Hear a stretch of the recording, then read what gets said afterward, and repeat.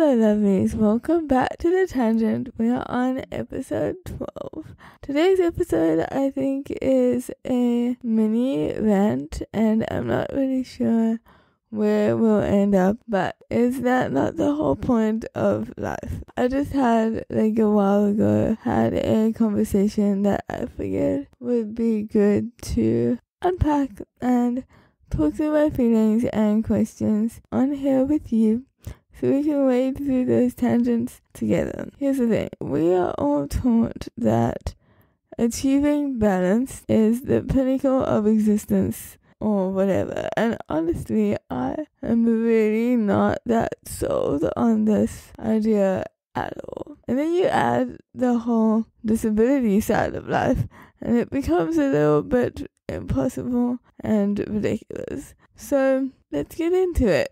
Buckle up, lovelies. We're taking a ride through some of the quirkiest corners of my life on wheels. I'm Katie, and I've been doing this disabled thing since day one. This is not your typical disability education podcast. Every tangent, every detour is a chance to look behind that curtain of disabled life, unravel the threads of confusion, and discover those, whoa, that actually makes sense moments. Eventually, this is The Tangent, where laughter is the map, curiosity is the compass, and understanding blooms even in the craziest corners. Hit subscribe, grab your headphones, and get ready to be surprised, because the way to understand why is to embrace the wild, hilarious how. So let's do the thing. Okay, so here are my big questions of the minute. First, is balance really possible? And should we even be striving for balance at all? And I'm not gonna sit here and share any solid solutions, because I don't know, I'm just looking at how these questions show up for me and throwing some thoughts out there for pondering.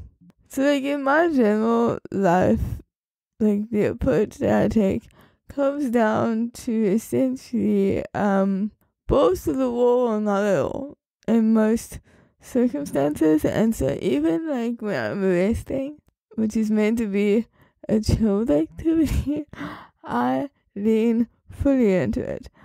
That's the only thing I'm doing if I've decided that's what I'm doing. So I think it's pretty safe to say that work-life balance is just a nope for me. And I feel balance, imagine some air quotes here.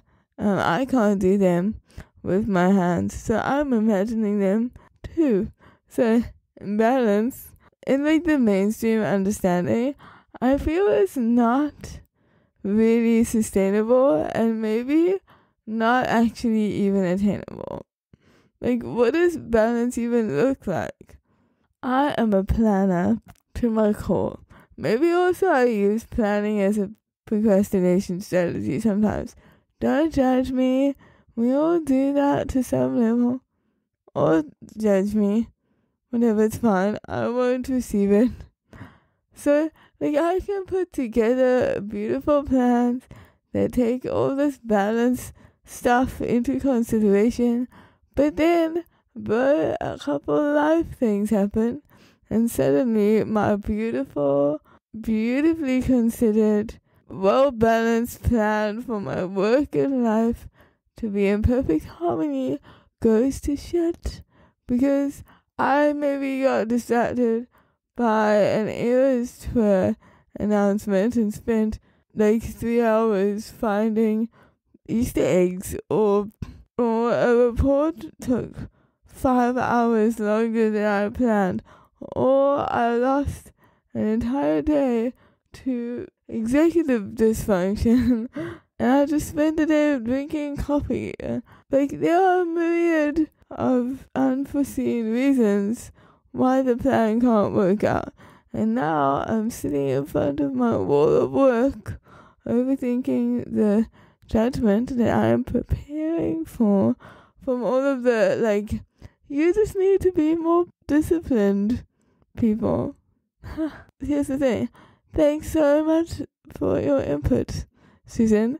But like the honest reflection on this is that like we're actually not robots.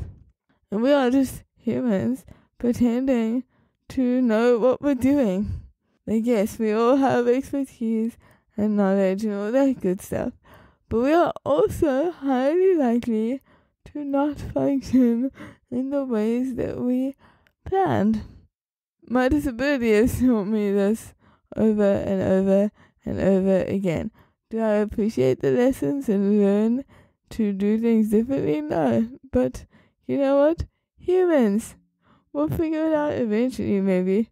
Another side to that is that like I can make as many plans as I want, but if I'm working on these happening and I'm picturing and visualizing myself as an entirely focused productivity queen who finishes my to-do list every day, I'm delusional, and not in a good way, and then I'm just setting myself up for disappointment, and the downward spiral begins.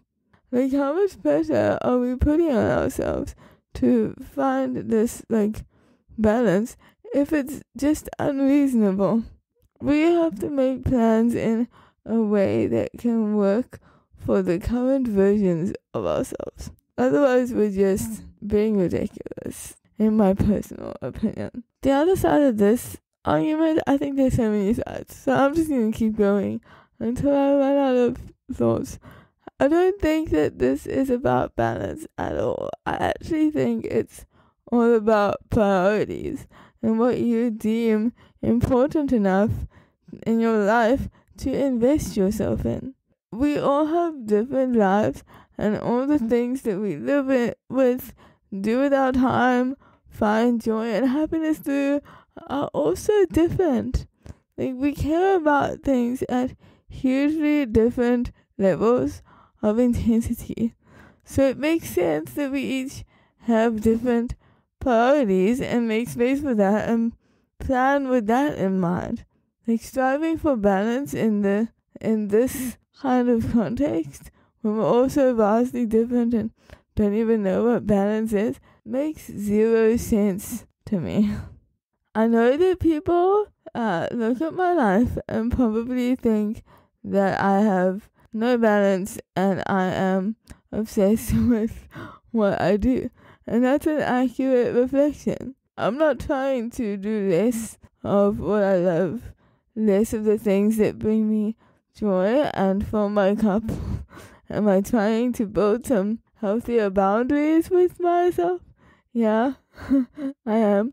Work in progress over here. But I'm also not gonna lose sleep because my enthusiasm levels go crazy for like advocacy things and changing the world and making shit better and other random things like the history of the axolotl. How do we just live in that bubble? I think it's perfectly okay to live in that bubble of priorities and excitement. And like, if you're excited about something and you want to invest your energy or your time or your money into it, like, go do that thing. If it doesn't impact anybody else, why are we giving so much space and influence to their opinion? What are we doing? I also feel that working with this makes it way easier to find your heart and soul people. Because, like, you just attract the other people who are excited about the things that you're excited about.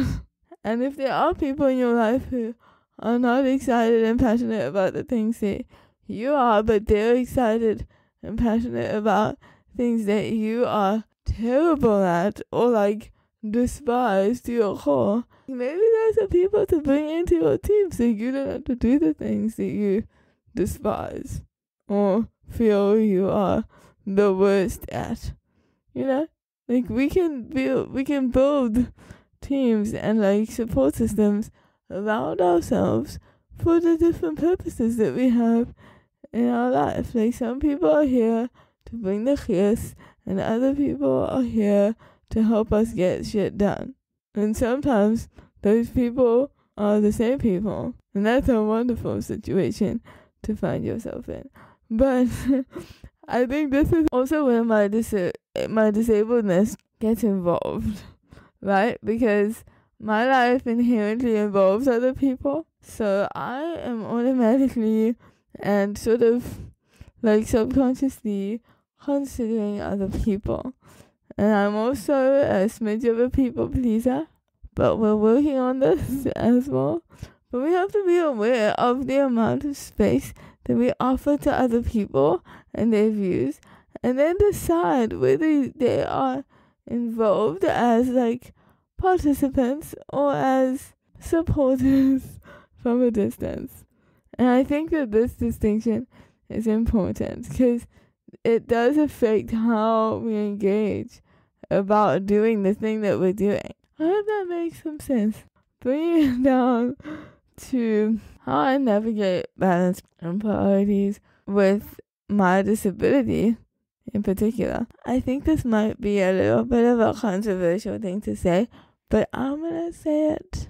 I don't feel that I can make my whole life disability focused.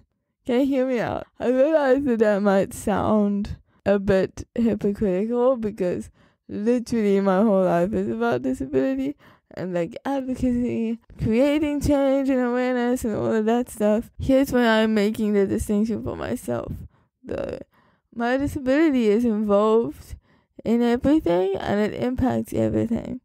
But in my life, I try to do things while disabled rather than just doing them because I'm disabled. Disability specific things. Here's an example. I don't actually spend every second of every day thinking about my disability and how I can manage it better. When I was younger and at school, it was way more of a focus, and it was like more actively space keeping with doing therapies at school, and that took up like actual time in my day.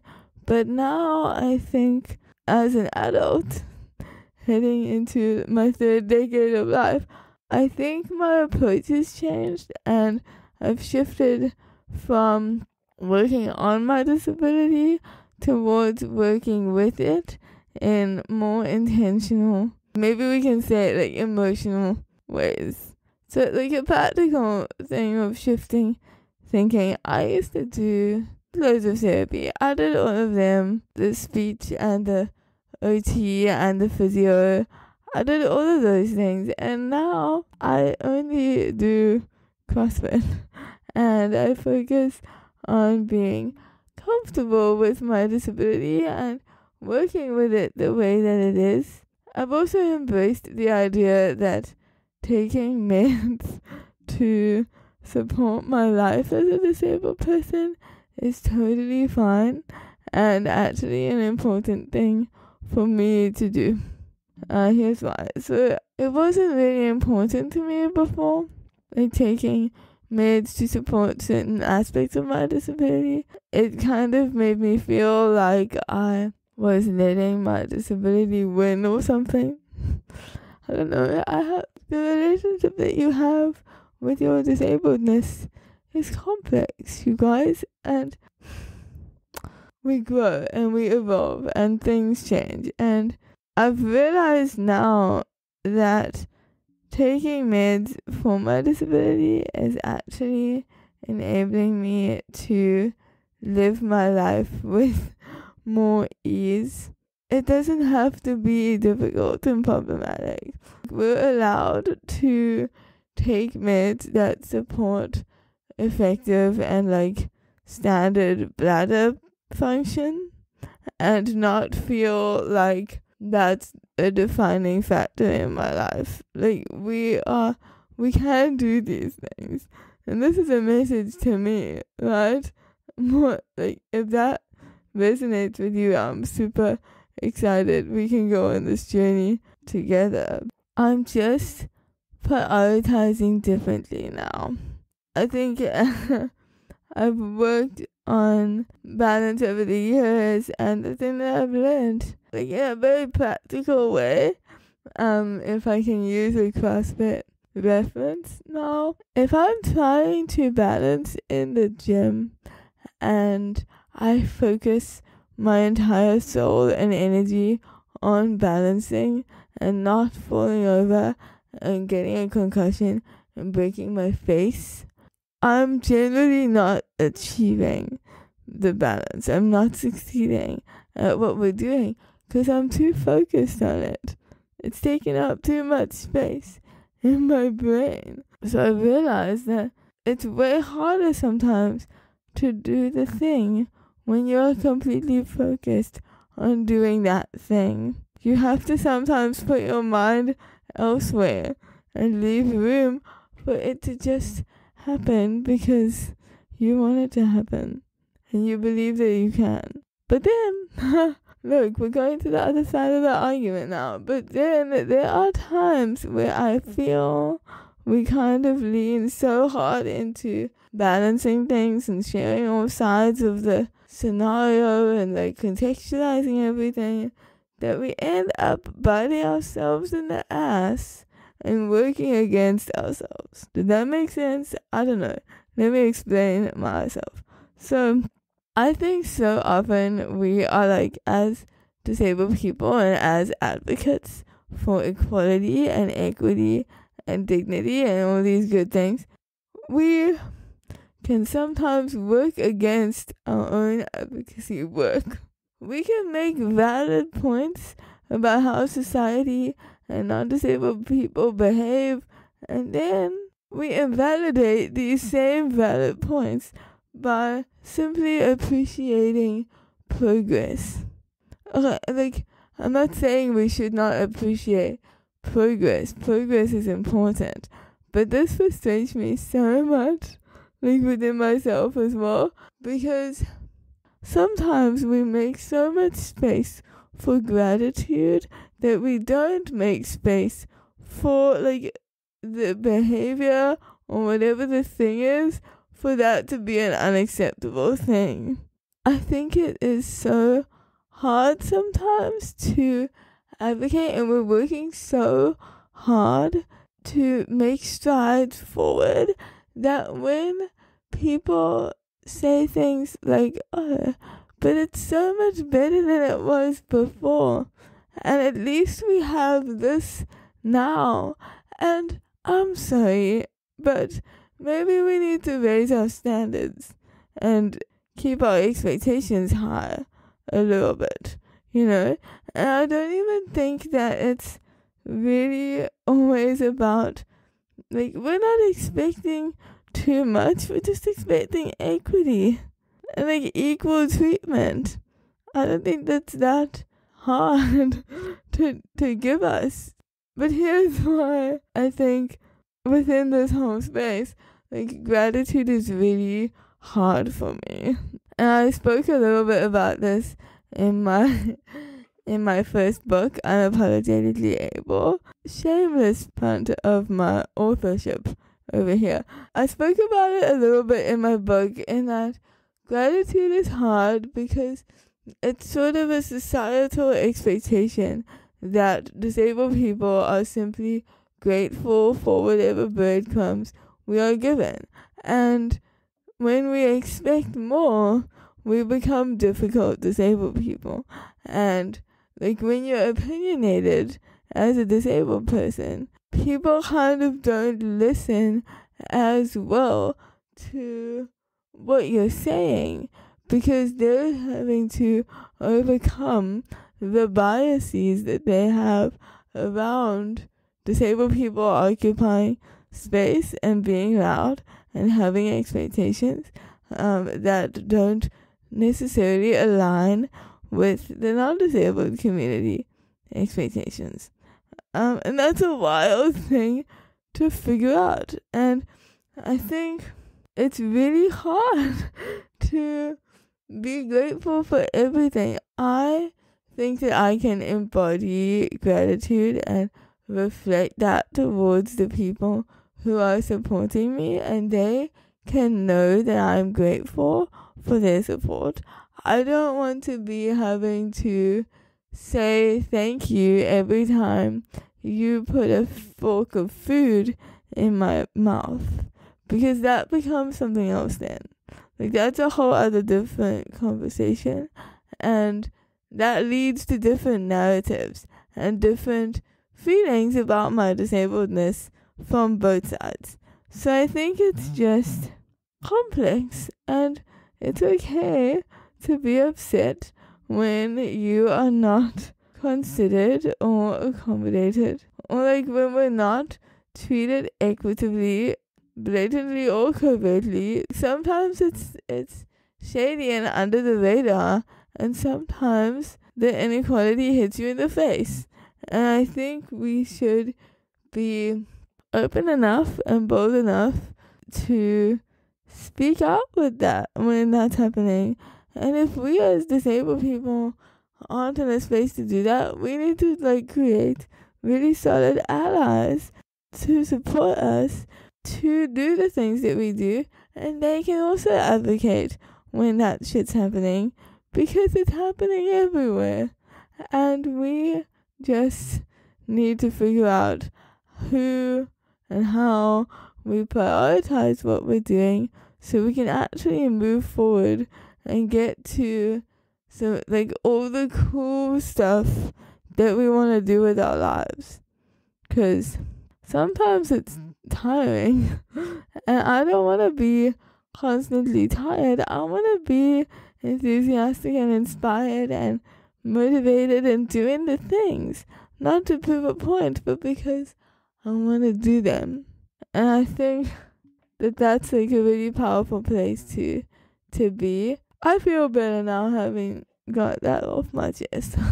So thank you for listening. Anyway, I hope that if you take anything away from this episode, I hope that it's this.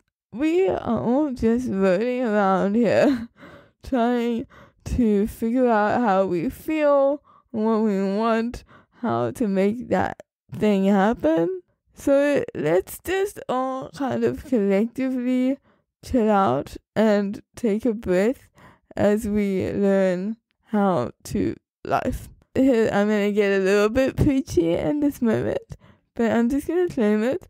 Don't let the fear of judgment from other people dictate what your priorities are. You gotta just own your light and sit in your weirdness and uniqueness and just do the things and find your people to do the things with you. And I am gonna end this episode with a Taylor Swift quote. So she said this, it was a sentiment like this: that people will judge you either way, so you may as well do what you want. And I think we need to apply that to disabled life as well, and be enthusiastic about sharing that with other people. So, on that note, I hope you have a beautiful day, and I'll see you in the next one.